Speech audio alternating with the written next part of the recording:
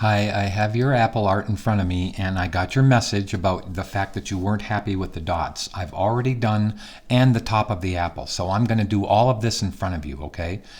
Your dots are fine, they're just too big. So I've moved these three dots layers down in the layer palette below some stuff, okay, below some of the upper layers that you had. You had the dots way up here, and I'm going to move them down farther. Now, what I want to do is also work on this upper layer that I'm turning off and on. You have it labeled number 20. So I'm going to add a layer mask to it, and then take my brush tool, and using your little apple that's up in the corner here, I'm going to soften the edge of this. So see how I'm softening the edge of that red, and then I'm going to do it on this side, because let me point to something here. Look at how it kind of diminishes as it goes up around where you called it the pit area.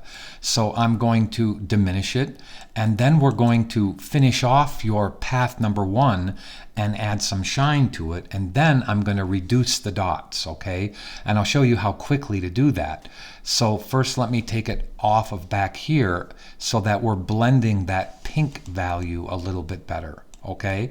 I think you did beautiful, actually. I kind of liked the effect of it, and then you got to realize this, that sometimes when you're working on a piece of artwork, you're so close that you got to get it past that 70 or 80% completion stage to even believe that it's working. You're about at the 60% completion stage when we come to the shine and the dots. So now I'm going to soften the dots. So you have 3 layers of dots, and I've actually increased their opacity, that you had it down a little bit too small, but let me lower back the opacity of that middle dot layer. Now watch how cool this is. We're going to replace this upper dot layer with smaller dots. Now how do we do that? I'm going to hold the Command or Control key and click so I make a reselection of those dots. Now let's move in close and see the size of them. See how you have these dots here? Well, now let me turn off that layer. Let me click a new layer right there, which I'll just name dots 4 or something. Okay, let me save the file. Now, watch how I can go to Select, Modify, and contract that selection by, I'll try 1 pixel. And I want to see what 1 pixel is going to give me. Now I've contracted it by 1 pixel. It's not enough. So let me go to Select, Modify, Contract again. Now I can see that maybe 3 pixels might be good. I want real small dots. Even more. Let's go to Select, Modify, Contract by 3 more pixels.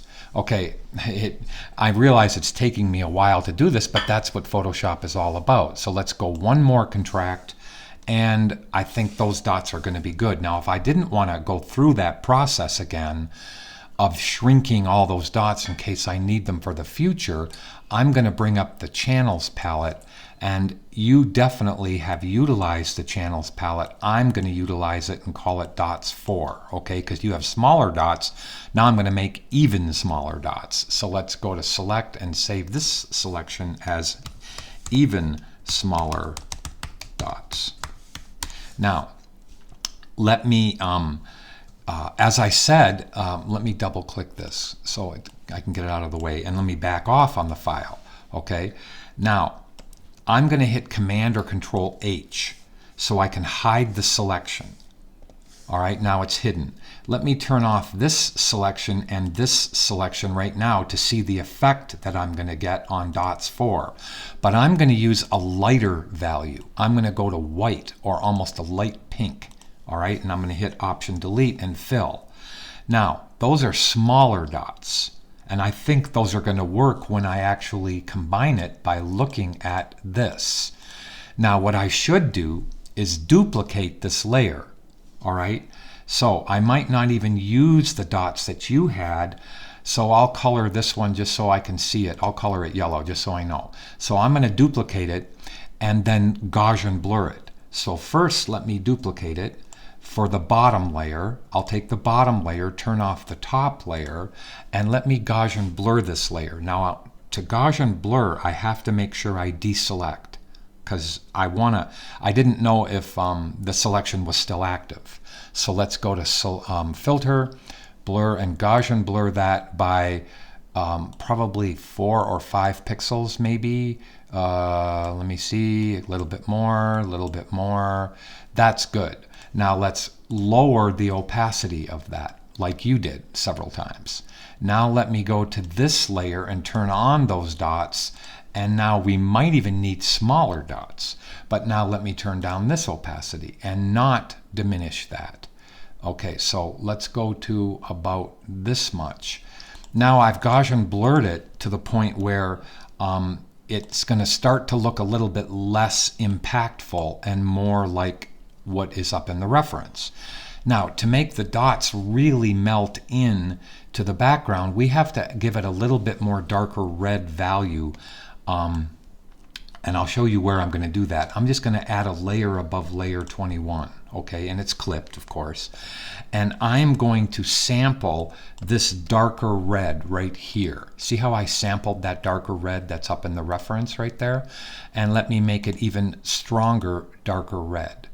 Just a little bit. Now let me make my brush bigger and let me add a little bit of dimension to this apple. Okay, so make sure again I deselect, but now I want to add a little bit of this darker red down this edge right here so it gives the apple more dimension. And then I'm going to go to a stronger red. Let me make it smaller on the brush. And remember, you got to stick with this. And I'm going to see this layer, that's your dark layer right there. I'm going to actually reduce that in opacity so it just kind of melts in. Now let's go back to the layer I was working on and add a new layer, and now it's going to be more of a bright red. So let me come into this bright red right here, right there, and let's add a little bit of that on top of the dark that I did. So now I'm painting at 20%. That's way too much, Brian. Let's go to 10%. And of course, right-hand click to a soft brush. Okay, now let's add and kind of blend in that red to the rest of the apple. And then I'll come down this edge a little bit more. I probably need to add a little bit, now that I see it, a little bit more dark red. So let's just come up and make a little bit more dark red right there. Let me see if using that red on top here is a difference. And let's come in here.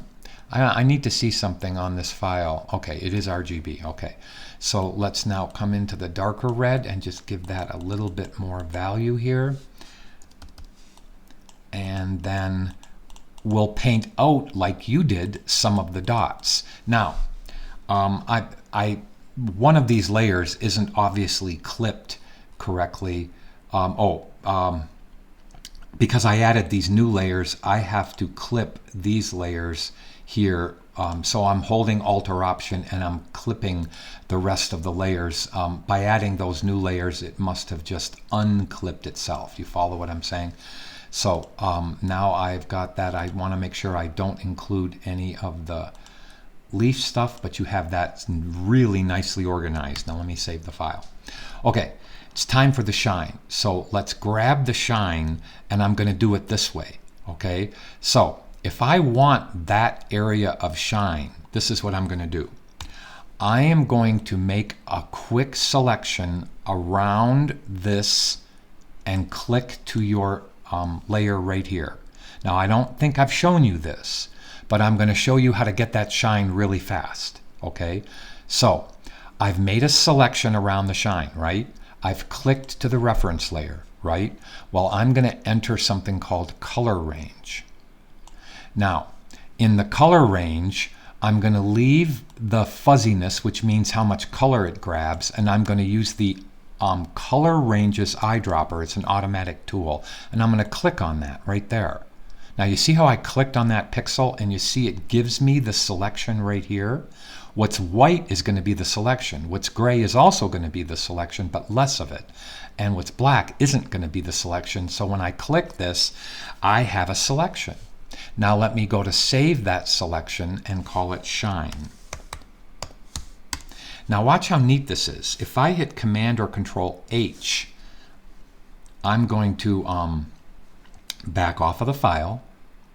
I'm going to turn off your reference layer. I should let me hit Command or Control H. Now I need to tell you that, look, the selection is still active. See it? Command or Control H. All right. Now I'm turning it off so I can watch myself paint here. Now I'm going to click above everything and add another layer and call it Shine, and then clip it. All right, so I'm going to hold Alt or Option and clip that. Now, I take my brush tool, make it big, and I'm painting in the same value that the shine is in. Now watch how cool this is.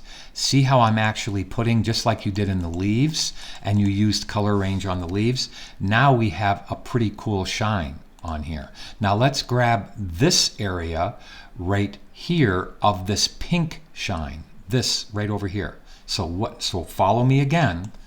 Let's click to that layer. Let's deselect. You have to deselect. Surround that with a quick lasso right there. Just surround it. Now let's enter color range. Let's grab this area right here and then lessen the fuzziness so it's more contained. Now I'm obviously painting in the right color.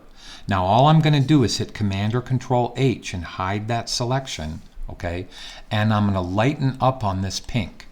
Now let's go turn this off. Make sure I'm painting on the correct layer, which is this shine number 2 layer, which I will clip. Okay, so Option or Alt, click between the layer. Now hit your B brush, Brian. Let's make sure the selection is still active. Okay, good. Now let's just add that in here. Just like this. And now we need to soften the edge, because you see how the edge is really bad? It's okay. It's okay. It's just, that's where I made my lasso, right? So I deselect, add a layer mask, make the brush smaller, paint black on the layer mask, and get rid of that hard edge on that shine. And now look at, I'm going to come down right here and just get rid of that hard edge, though I don't want to see a hard line on there. And now I have that secondary shine spot. Okay, now that's making that apple look really good. Now let's add that upper shine. Okay, so I'm going to save the file, click to your reference layer and click it on. Now you started to draw that. See how you started to draw it?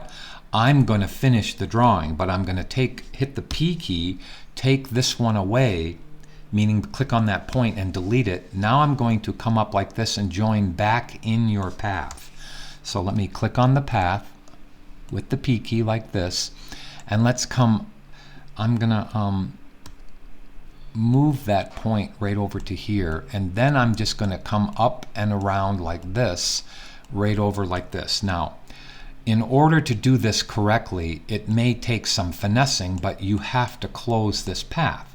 So I'm going to come up like this, all around like that, and I'm going to join in where your path was right there. Now we're going to add that shine to the apple.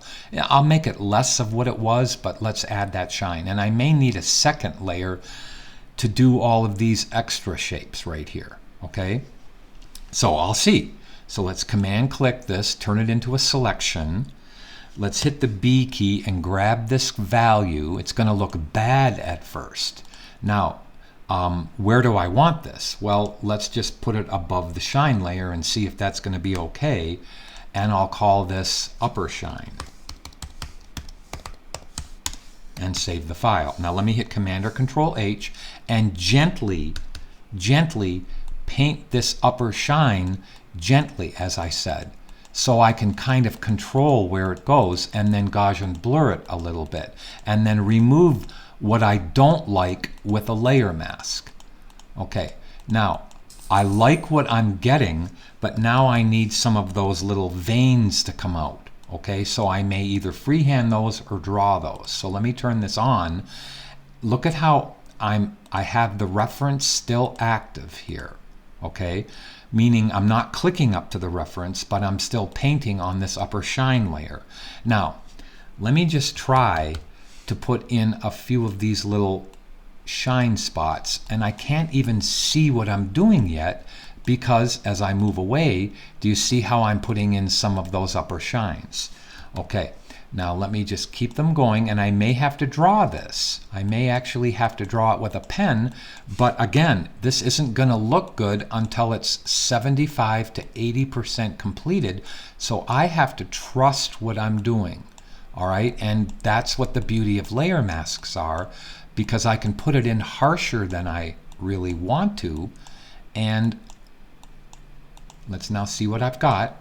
Okay, I don't mind what I've got there because I can reduce some of these little shine spots. Let's look at your apple up in this corner. Okay, I can reduce some of these shine spots with my layer mask, which will work perfectly. Okay, now let me make the brush a little bit bigger. Let's extend this just a little bit farther down, like this, like this.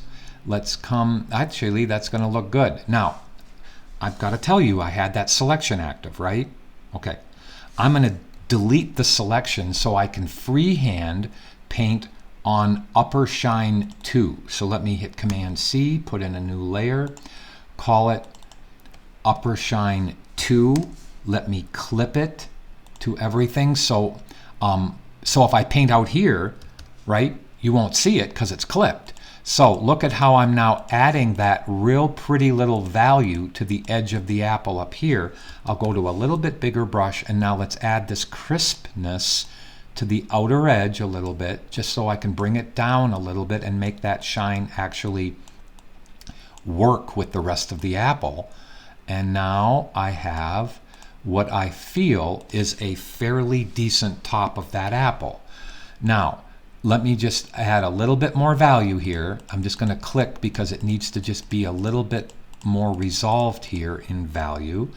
And now this line right up here is way too harsh, right? So if I turn this on, it's way too harsh. So I need to add a layer mask to both of these layers. All right, so let me deselect. Let's add a layer mask to this layer. Actually, probably only this layer needs the layer mask. Now, I'm going to Gaussian blur this layer. So look at how I'm going to turn it off and show you. I'm going to Gaussian blur it so it softens this edge first. So let's go to Filter, Blur, Gaussian blur, and let's see. Now that's actually good, but 8.5 is just a little too much. So now I'm going to click OK. All right, click to the layer mask, click to my reference, and let's soften this. Let's just kind of blend this out right here so that it softens itself. Okay, and now on this layer I need to do nothing actually. It's this layer that I need to soften all the edges. So Brian, stay selected on the layer mask. Now let's just paint out some of what I've put in.